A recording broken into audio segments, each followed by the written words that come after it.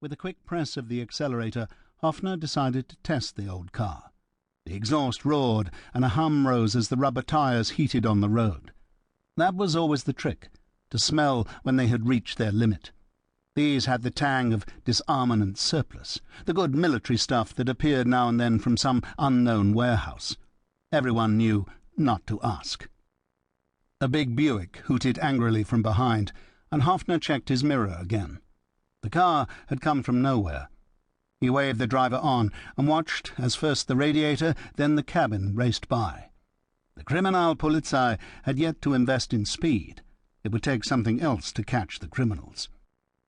There was a sudden thud to his undercarriage, a parting gift from the Buick, and Hoffner waited for the agonizing scrape of metal on asphalt. But none came. Still, there might have been a puncture or something wedged in where it wasn't meant to be. Not that Hoffner knew anything about a car's tending to, but he reckoned he should take a look.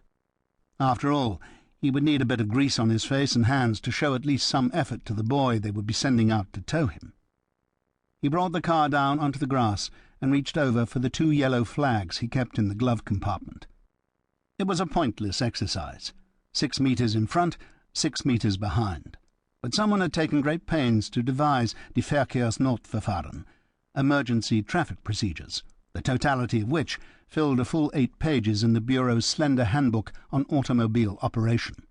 Who was he to question their essentialness? The flags blew aimless warning to the deserted road as Hoffner lay on his back and pulled himself under. Surprisingly, everything looked to be in working order. Various metal shafts stretched across at odd angles.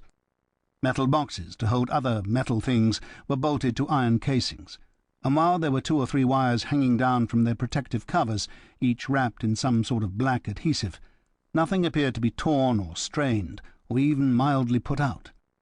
The wood above was worn but whole, and the tyres looked somehow thicker from this vantage point. Hoffner imagined much the same might have been said of his own 53-year-old frame.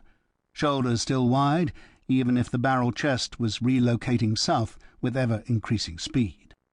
He caught sight of a line of blurred handwriting on one of the tyres and slowly inched his way over. Closer in, the scrawl became Frankreich, Sud, 26117-7-6, Vichy. Hoffner smiled. These had been slated for reparations, not surplus, and yet somehow, just somehow, they had failed to make it across the border. In fact, very little these days was making it to the French or English or Belgians or Italians. How the Italians had managed to get in on the spoils, having sided with the Kaiser up through 1915, still puzzled him. Except, of course, for the great waves of money. There, things were decidedly different.